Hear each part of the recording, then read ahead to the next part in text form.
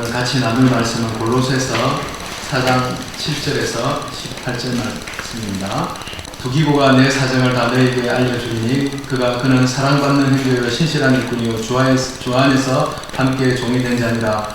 내가 그를 특별히 너희에게 보내는 것은 너희로 우리 사정을 알게 하고 너희 마음을 위로하게 하려 함이라.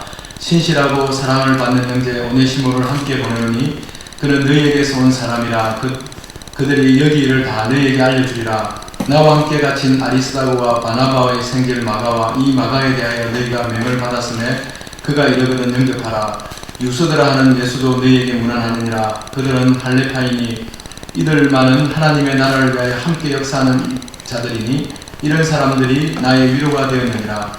그리스도 예수의 종인 너희에게서 온 에바브로가 너희에게 무난하느니라. 그가 항상 너희를 위하여 애써 기도하여 너희와 하나님의 모든 뜻 가운데서 완전하고 확신 있게 서기를 구하나니 그가 너희와 라우디게아에 있는 자들과 히에라볼리에 있는 자들을 위하여 많이 수고하는 것을 내가 증언하노라. 사랑을 받는 의사 누가와 또 데마가 너희에게 무난하느니라. 라우디게아에 있는 형제들과 눈바와 그 여자의 집에 있는 교회에 무난하고 이 편지를 너희에게서 읽은 후에 라우디게아에 있는 교회에서 읽게 하고 또 라우디게아로부터 오는 편지를 너희도 읽어라. 아기포에게 이르기를 주 안에서 받은 직분을 삼가 이루라고 하라. 예, 같이 읽겠습니다. 나 바울은 지침대로 원하노니 내가 내인 것을 생각하라. 내가 너희에게 있을지어다. 아멘. 예, 오늘 말씀은 골로새서 마지막 부분입니다.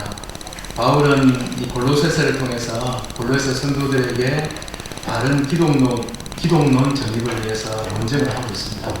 기독론이라는 예수 그리스도에 대한 교리인데 그것을 분명하게 그 당시에는 그 교리가 성경이 완전히 정경이 형성되지 않았기 때문에 사도들의 글이 하나님의 말씀과 같은 역할을 했습니다. 그래서 그것을 논쟁하고 이것을 기초로 이단 사상을 경계하고 성도의 바람직한 삶을 제시하였습니다. 사실 우리의 바른 삶이라는 것은 바른 기초 위에서 형성이 됩니다.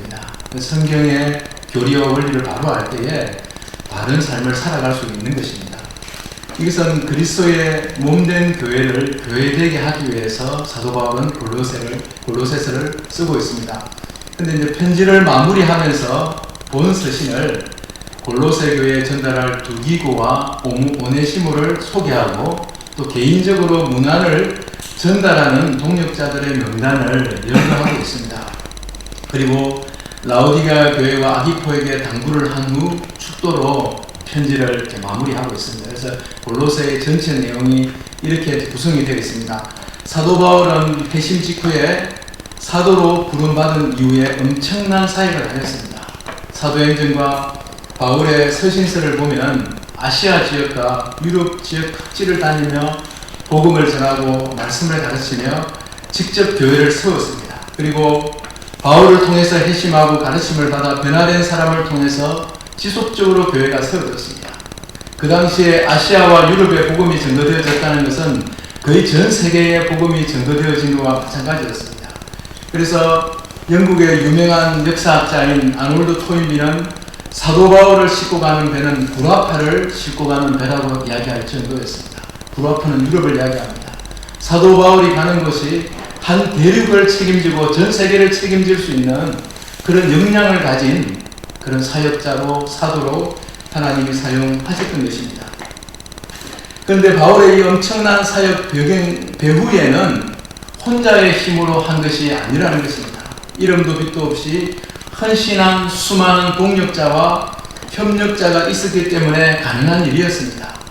바울은 항상 그런 동력자와 협력자들을 기억하며 언급하고 있습니다. 오늘 본문에는 많은 사람들의 이름이 등장하고 있습니다. 현재 바울과 함께 사역하고 있거나 골로새 교회와 관련한 사람들만을 언급하고 있지만 많은 사람들이 등장하고 있습니다. 오늘 본문에서 어떤 사람들을 언급하는지를 간략하게 살펴보겠습니다. 먼저는 바울 곁에 있다가 골로새 성도들에게 갈 두 사람을 추천하고 있는데 한 명은 두기고입니다. 두기고는 에베소 출신이고 3차 전도 여행 후 바울이 예루살렘으로 갈 때 동행했었습니다. 그리고 이 바울이 쓴 이 골로새서를 가지고 이 골로새로 갈 사람이었습니다. 그리고 7절에서 이 두기고를 사랑받는 형제, 신실한 일꾼, 주 안에서 함께 종이 된 자라고 소개하고 있습니다. 사랑받는 형제는 바울과의 평소에 어떤 관계를 가졌는지를 보여주고 있습니다. 내가 사랑하는 사람이라는 말은 객관적인 사람을 그렇게 이야기하지는 않잖아요. 개인적인 친밀함이 있고 특별한 마음으로 함께하는 사람. 그래서 두기고는 그런 사람이었고, 그리고 신실한 일꾼이라는 것은 주님의 사역에 얼마나 충성된 종인가를 보여주고 있습니다. 어떤 사람이 참 신실하다, 그럼 하나님의 일에 충성된 사람인 것입니다. 그리고 주 안에서 함께 된 종된 자라는 것은 주님 안에서 바울과 함께 동력자로서 사명을 감당하고 있음을 보여주고 있습니다. 현재도 바울과 동일한 마음을 가지고 동일한 사역을 위해서 헌신하고 있다는 것을 보여주고 있습니다. 그래서 이 세 단어에, 세 구절에 이 골로새 성도들이 받아들이기에 아무런 어려움이 없도록 해준 것입니다. 어떤 하나님의 종이 어떤 사람을 소개할 때 내가 정말 사랑하는 사람이고 신실하고 내와 함께하고 있다, 이 말에 더 이상 덧붙일 것이 없는 것입니다. 그리고 두 번째 인물은 오네시모인데, 빌레몬서에 나오는 오네시모와 같은 사람입니다. 오네시모는 신실한 사람이고 사랑하는 형제이고 예전에 골로새 교회에 있다가 바울에게 왔던 사람이라고 이야기하고 있습니다. 그 빌레몬서를 보면 원래 빌레몬의 노예였는데 아마 노예 생활에 탈출을 해서 도망갔다가 어떠한 계기로 바울을 만나서 바울을 통해서 회심한 사람이었는데, 노예였다가 그 도망간 그 사람이 바울을 통해서 복음을 듣고 다시 골로새에 보내질 정도로 회심에 한 그 사람을 이야기하고 있습니다. 그래서 저희가 이 두기고와 오네시모가 여기 일을 다 너희에게 알게 하리라. 굉장한 이 오네시모에도 두기고와 동일한 그런 가치를 두고 있는 것입니다. 노예 상태에서 탈출하였다가 감옥에서 만났는지 아니면 어떤 계기로 만났는지 바울을 통해서 회심해서 새로운 삶을 살고 다시금 골로새로 파송받고 있는 오네시모의 모습을 볼 수가 있습니다. 그리고 바울은 계속해서 골로새 교인들에게 무난한 사람들을 소개하고 있는데 6명을 소개하고 있는데 크게 유대인과 비유대인으로 구분할 수 있습니다.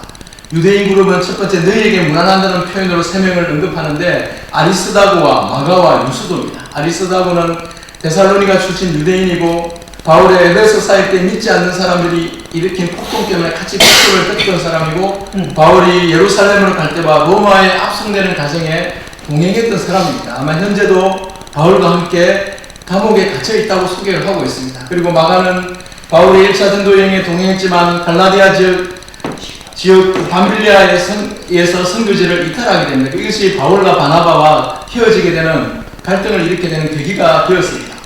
그런데 이랬던 마가가 현재는 바울이 인정하고 그를 받아들이고 있는 것입니다. 우리가 가끔씩은 약간 실수를 하고 또 때로는 떠나기도 하지만 다시금 회심하고 돌아와서 바울의 귀한 동력자가 되었다고 이야기하고 있습니다.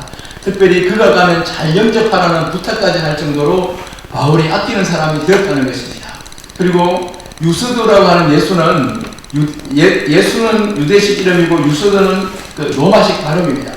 그래서 이 세 사람은 모두 할례당 유대인들이었습니다. 아마 유대인 중에서 특별히 이들이 하나님 나라를 위해 함께 애쓰는 사람이라고 소개하고 있습니다. 그런데 이 사람들이 왜 중요하냐면은 바울은 유대인으로서 이방인을 위해 사역하는데 동족들로부터 엄청난 핍박을 받았습니다. 왜냐하면 유대교를 믿지 않고 새로운 예수님을 만나고 난 뒤에 완전히 새로운 사람이 되고 오히려 그 유대교의 위협이 된다고 생각하니까 유대인들이 바울을 엄청 비판하는데 같은 동족으로서 바울과 함께 했을 때 얼마나 큰 위로가 되었겠습니까?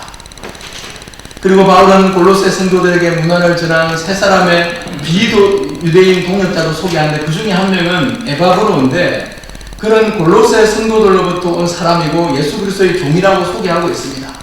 골로새 성도들이 온전한 자로 그리고 하나님의 모든 뜻 안에서 확신 가득한 자로서도록 늘 기도하는 사람이었습니다. 아마 골로새 사역을 하다가 로마에 있는 바울에게 잠시 갔는데 거기서 골로새 소식을 전하고 함께 하면서 골로새 성도들을 위해서 바울과 동일한 마음으로 동일한 기도를 하고 있는 그런 사역자라고 소개하고 있습니다.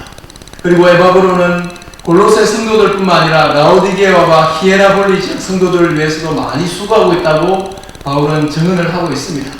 에바브로는 복음에 충성스러운 사람이었습니다. 그리고 바울에게서 복음을 듣고 골로새 지역과 주변 라오디게아와 히에라볼리에 있는 지역의 교회를 개척했던 사람이었습니다. 아마 교회를 너무너무 사랑하는 사람이었던 것 같습니다. 자신이 세운 교회를 위해 늘 중보하며 바울이 그 열심을 인정할 정도로 헌신적인 사람이었습니다. 그래서 바울은 이 에바브로를 특별히 비중을 두고 설명을 하고 있습니다. 그리고 또 다른 비유대인 동역자는 누가와 데마였는데 누가는 사랑받는 의사로 소개하고 있습니다. 바울의 2차 전도 여행 때부터 동행한 사람이었는데 3차 전도 여행, 예루살렘, 로마로 압송되는 모든 과정에 함께하였고 바울이 로마 감옥에 투옥된 그 가운데서도 함께하고 있는 그런 신실한 바울의 동역자였습니다. 그리고 누가복음과 사도행전을 기록했던 그런 저술가이기도 하였습니다. 그래서 누가가 마지막 부분에 언급된 것은 골로새 교회와는 특별한 연관성은 없었던 것 같습니다. 그렇지만 그럼에도 불구하고 바울에게는 소중한 아주 동역자였던 것으로 보여집니다. 그리고 이 데마는 잠깐 이름만 언급되고 있는데 디모데후서 4장 10절에 보면 세상을 사랑하여 감옥에 있던 바울을 버리고 데살로니가로 간 인물로 나중에 소개되고 있습니다. 아마 이때도 바울이 조금 그런 낌새를 느끼지 않았을까. 그래서 함께 있는 동역자지만 이 뭔가 갈등하고 있는 모습 속에서 잠깐 이름만 언급한 것으로 보여집니다. 그래서 바울은 다시금 15절부터 골로새 성도들에게 돌려서 다른 성도에 대한 문안 요청과 마지막 당부를 하고 있습니다. 그래서 이 편지를 읽은 다음에 라오디아 교회도 읽게 하고 그곳으로 보낸 편지를 골로새 성도들에게 읽게 하였습니다. 아마 골로새서를 골로새 교인들에게 보냈고 그리고 아마 라오디게아 교회에도 또 다른 편지를 보냈던 것 같아요. 그래서 그것을 서로 돌려가면서 읽어라. 왜냐하면 아까 말씀드린 것처럼 그 당시에는 정경화된 성경이 없었기 때문에 사도들의 그 기록이 이 가르침 자체가 하나님의 말씀과 같은 역할을 했기 때문에 지속적으로 말씀을 주고 상호 읽도록 그렇게 근면했던 것 같습니다. 요즘에 이제 인터넷이 온라인으로도 설교를 마음껏 들을 수 있지만 이전에 제가 어릴 때만 하더라도 교회 집회를 하면 부흥회를 하면 뭐 다른 교회에서 온 그 지역에 있는 사람들이 다 모여서 그 말씀을 들었어요. 왜냐하면 이 말씀 들을 기회가 별로 없었기 때문에. 그래서 아마 그 당시에도 이 말씀이 귀했기 때문에 내가 라오디게아에 보낸 편지도 너희들이 읽어보고 또 너희들이 읽었던 이 골로새서도 라오디게아에 있는 성도들에게 들려주라 그런 당부를 하고 있고 그리고 이 아기뽀라는 사람에 대해서 언급을 하고 있습니다. 빌레몬의 성경학자들은 빌레몬의 아들이거나 빌레몬의 집에서 모이는 가정교회 지도자로 이렇게 추측해 볼 수 있습니다. 아마 아기뽀에게 어떤 사역을 맡긴 것 같습니다. 그래서 골로새 성도들에게 아기뽀를 격려해서 그 섬김의 직분을 잘 감당하도록 도우라고 이야기하고 있습니다. 멀리 떨어져 있지만 교회 사정을 잘 알고 있음과 교회가 서로 세워줌을 통해서 굳건하게 되기를 바라는 마음을 바울은 이 편지를 통해서 이야기하고 있습니다. 그리고 18절 마지막은 바울은 친필로 기록했다는 것을 언급하고 자신이 감옥에 갇혀 있다는 것을 생각하라고 성도들에게 이야기하고 있습니다. 그래서 그의 존재와 사역의 목적이 무엇인지 자기가 갇혀 있는 이유가 무엇인지를 성도들에게 언급함으로써 그 사역의 목적을 상기시키고 있는 모습입니다. 우리가 간략하게 오늘 이 본문의 내용을 살펴봤는데 하나님의 나라는 하나님이 책임지시고 일하십니다. 그 하나님을 의지하는 일꾼들을 통해서 일하십니다. 그리고 바울의 그 하나님의 사람들을 통해서 하나님의 사역을 하게 하고 그 하나님의 그 지도자 세워진 사역자를 통해서 협력하도록 해서 하나님의 일을 하게 하시는 것입니다.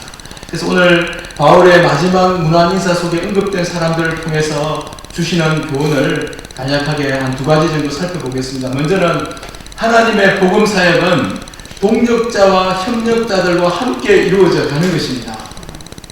바울은 사역에 있어서 혼자 다니지 않았고 팀을 이루어 다녔습니다. 그리고 항상 자신도 열심히 하였지만 다른 동역자들을 통해 교회를 세우게 하기도 하고, 또 이렇게 골로새 교회에 편지를 보내면서 그 편지를 전달하게 하면서 사역을 했습니다. 하나님은 지도자를 세우십니다. 그리고 그러나 그 지도자 혼자만으로 사역을 하도록 내버려 두지 않습니다. 필요한 동역자와 협력자들을 세우셔서 그 일을 감당하게 하시는 것입니다. 바울을 돕고 격려한 여러 성도들의 이름은 바울의 이 인간관계와 광범위한 사역에 대한 그림을 보여줍니다. 바울은 절대로 혼자 사역하지 않았던 것입니다. 전 세계를 다니며 복음을 전하고 교회를 세우고 사람을 세울 수 있었던 것은 수많은 협력자들이 있었기 때문에 가능한 것입니다. 많은 사람이 복음을 전파하는 바울의 사역을 도움으로 하나님을 섬겼던 것입니다. 그 일을 이루도록 다른 사람의 은사와 능력을 이용해서 또 하나님의 일을 감당하였던 것입니다. 저도 지금까지 정말 작은 사역을 감당하며 살아왔지만, 또 이름도 빛도 없이 무명의 사역자로 살아왔지만, 동력했던 분들, 협력자들이 없었으면 아마 사역을 할 수 없었을 것입니다. 저는 한 번도 그것을 잊어본 적이 없습니다.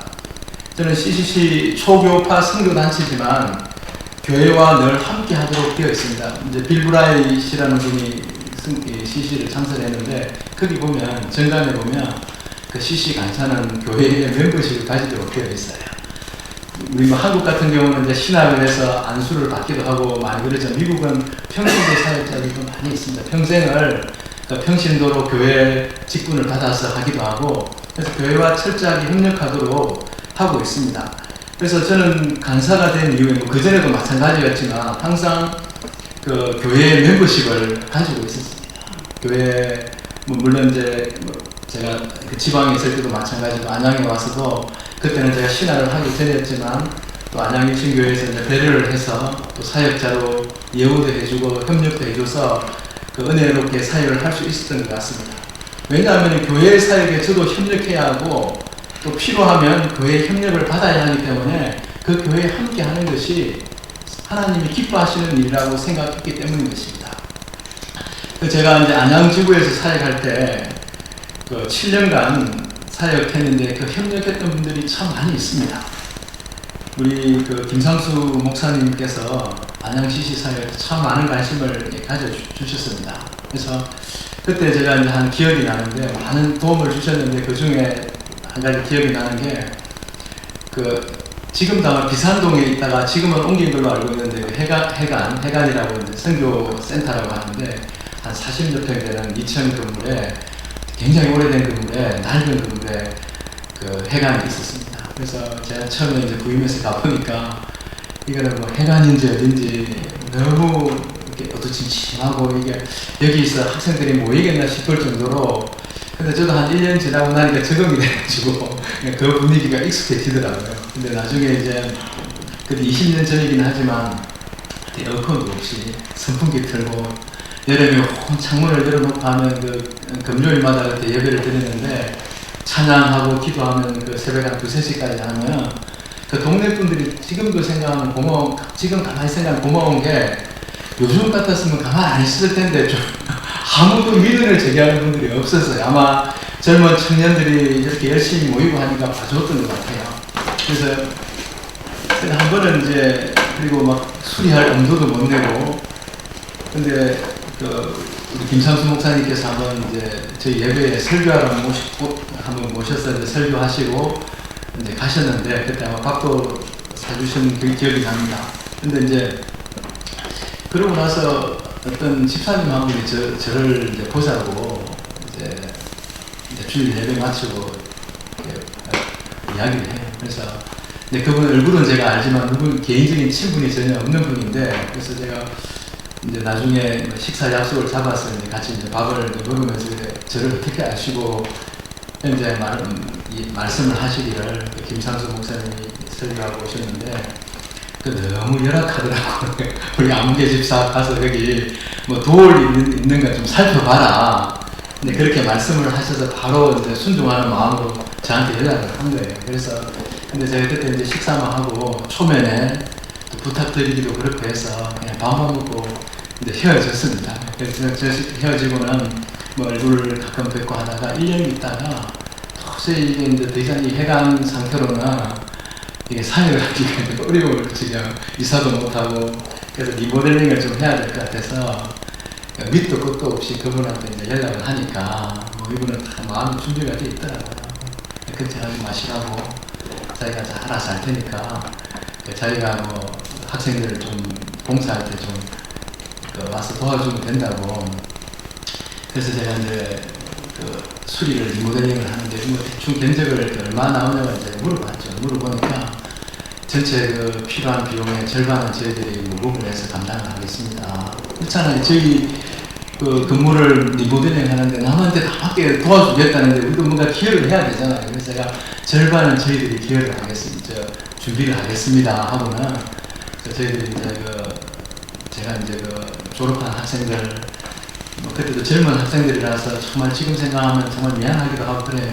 그래서 어떻게 해서 그 재생을 마련하니까 이분이 그 절반이 아니라 원래 하기로 했던 데다가 저희를 모금한 돈 플러스해서 이제 다 하신 거예요. 그래서 뭐 그 장판도 새로 깔고 벽도 새로 하고 에어컨도 다 설치하고 칸막이도 다 설치해서 그렇게 이제 해주셨는데 나중에 이제 끝나고 나서 이 일을 위해서 도와주신 분들 이제 이야기를 다 하시더라고요. 그냥 지금도 잊어버리지 않고 아무개 집사님이 얼마 후원하셨고 아무개 집사님 어떤 분은 이게 몸으로 와서 며칠간 봉사하신 걸 철거하는 데 도와주셨고 어떤 분은 자재를 대시는데 원가로 제공하셨고 그런 이야기 하시더라고요. 그래서 그때 저희 학생들 또 졸업한 학생들 몇몇이 어려운 가운데서 또 헌금하고 그래서 그걸 이제 보면서 그래서 리모델링이 잘 됐습니다. 그때 그래가지고 학생들이 이제 에어컨 있는 데서 처음으로 예배를 드린 거예요.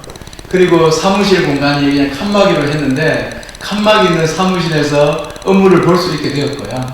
그래서 그리고 바닥에 따로 다 공간도 생기고 그렇게 해서 그리고 난방이 안 됐는데 겨울에는 그 일부 구간에 전기 판넬을 따라서 학생들이 거기에 좀 잘 수 있도록 또 하고 너무너무 감사하고 제가 이제 드디어 한 3년 정도 쓰다가 저는 이제 유학을 갔었는데 하나님이 하나님의 사람들을 통해서 협력하신 거예요.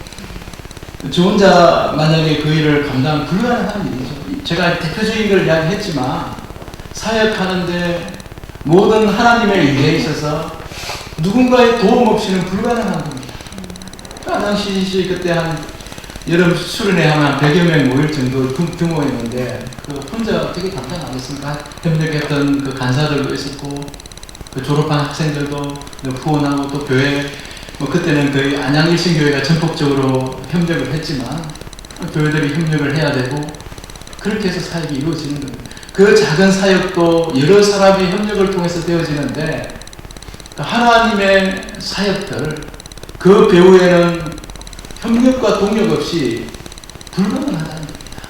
그래서 저도 기억력이 좀 나쁜 저도 협력하고 함께했던 분들 다 기억하고 있거든요.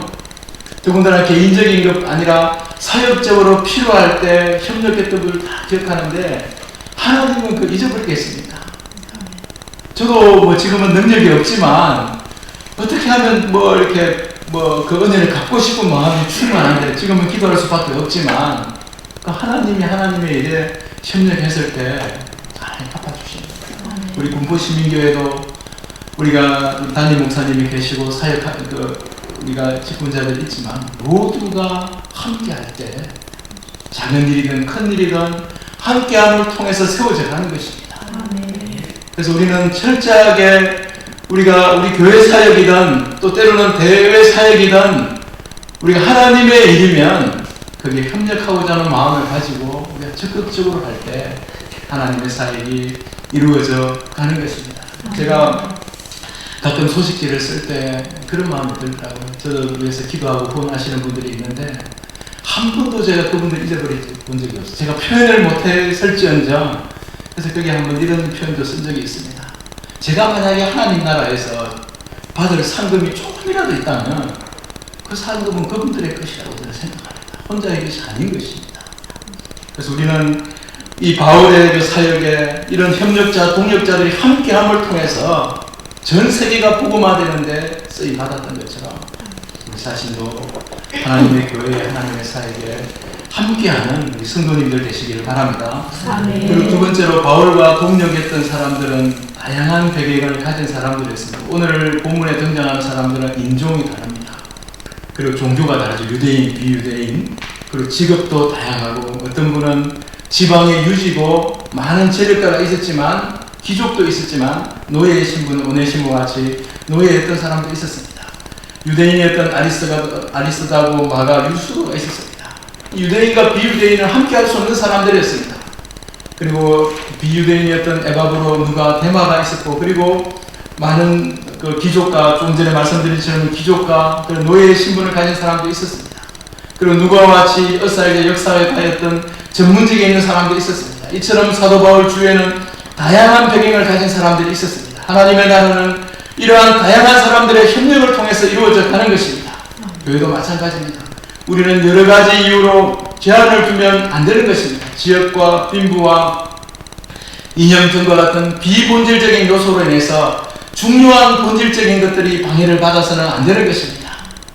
제가 미국에서 한 3년 반 생활하면서 미국이라는 나라에 대해서 조금 느꼈던 것 중에 하나가, 어떻게 오랜 수백 년 동안 세계 최강국으로 이렇게 할 수 있는가. 여러 가지 이유가 있는데 제가 발견한 것 중에 하나는, 뭐 객관적이진 않지만 저는 두 가지를 봤습니다. 하나는 그 대학 교육의 시스템이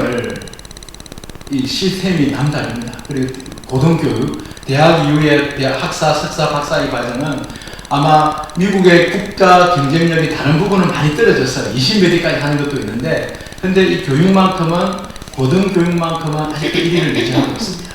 이 교육 시스템, 인재들을 빨아들이는 이런 탁월한 그 시스템이 미국을 지탱하고 있는 하나의 요소가 되고, 또 하나는 이 멜팅 팟이라는 그런 표현이 있는데, 이것은 그 제철소의 용광로를 멜팅 팟이라고 합니다. 그게 온갖 고철들이 거기에 들어가면 어떻게 됩니까? 새로운 쓸만한 다 고급스러운 철이 다 되잖아요. 그렇죠? 미국은 이 이민 정책인데 다양한 사람들을 받아들여서 함께하는 법을, 그 시스템을 구축하고 있는 것입니다. 거기는 제가 이전에 뉴욕을 가니까 거기는 백인들 별로 없어요. 나는 그런 줄 몰랐어요. 뭐 백인들 사는 마을이 따로 있긴 하지만 백인들은 온갖 인종들이 다 있습니다. 뭐 아시안, 아프리카, 그런 어떤 뭐 유럽에서 온 사람들, 남미에서 온 사람들, 그래서 그 다양한 사람들을 받아들일 수 있는, 그런 공존하면서 살아갈 수 있는, 다양성 속에서 하나를 이룰 수 있는 그러한 어떤 시스템이 되어 있기 때문에 이 미국이라는 나라가 아직도 세계 최강국으로 살아갈 수 있는 배경이 아닌가 생각이 됩니다. 우리가 또 다양성을 인정한다고 해서 중요한 진리와 가치마저 다양하게 인정하고자 하는 것은 아닙니다. 본질적인 것은 분명하게 지키지만 비본질적인 것들은 유연성 있게 변화하고 받아들일 수 있는 그런 모습을 이야기합니다. 사도 바울은 전 세계적인 이런 사역을 할 수 있었던 것은 다양한 사람들과 동력할 수 있는 그런 마음의 유연성이 있었기 때문에 가능한 것입니다. 교회도 복음을 위해서 다양한 사람들을 수용할 수 있는 준비를 해야 됩니다. 지역이나 이념이나 세대를 초월해서 함께할 수 있는 그런 환경을 만들어야 되는 것입니다. 복음 사역은 다양한 사람들이 필요합니다. 우리는 마음을 열고 나와 다른 사람들을 받아들일 수 있는 준비가 되어 있어야 되는 것입니다. 오늘 이 사도 바울은 이 다양한 동역자들과 함께 가는 곳마다 빈부와 이념과 인종과 종교에 상관없이 하나님의 복음 앞에 순종하고 헌신하는 사람들과 함께함을 통해서 하나님의 교회를 세워갔던 이 바울을 통해서 하나님의 나라가 이루어져 가는 것을 볼 수 있는 것입니다. 우리 자신도 물론 우리 한국 같은 경우 인종의 갈등이나 뭐 지역 갈등이 심한 건 아니지만 우리는 이 교회 속에서 다른 세대, 여러 가지 다른 환경에서 있는 사람들을 수용하고 받아들일 수 있는 그러한 마음의 준비를 할 때 하나님의 나라가 확장되어지는 것입니다. 저는 오늘 말씀을 준비하면서 그동안 나와 동력하고 협력했던 분들을 떠올려 보았습니다. 그리고 기억하고 안부를 묻고 기도해야겠구나 생각했습니다. 그리고 나도 좋은 동력자, 또 협력자가 되어야 됐다고 생각했습니다. 저는 많은 동력과 협력을 받았지만 나는 과연 협력하고 동력하고 있는가, 그것을 한번 생각해 보게 되었습니다. 그래서 복음사역을 위해서 힘 닿는 데까지 동력하고 협력하는 마음으로 평생 살아야 되겠다고 생각을 하게 되었습니다. 하나님의 복음사역은 혼자 이루어지지 않습니다. 그리고 다양한 사람들의 동력과 협력으로 이루어지는 것입니다. 이렇게 복음사역자에 함께했던 사람들을 기억하시고 또 내가 좋은 동력과 협력자가 되시기를 바랍니다. 아멘. 기도하겠습니다. 사랑하는 주님, 감사합니다. 오늘 이 시간 또 명절 기간 중에 함께 성도님들 예배하게 해주시니 감사합니다. 사도 바울이 그 많은 동력자들, 협력자들을 무난하였던 것처럼 우리도 명절 연휴를 또 맞이해서 또 올 한 해가 또 한 해의 절반이 훨씬 지난 이 시점에 우리 동력자들을 생각하며 기억하는 시간들이 될 수 있도록 하나님이 함께하여 주시옵소서. 감사드리며 살아계신 예수님의 이름으로 기도합니다. 아멘.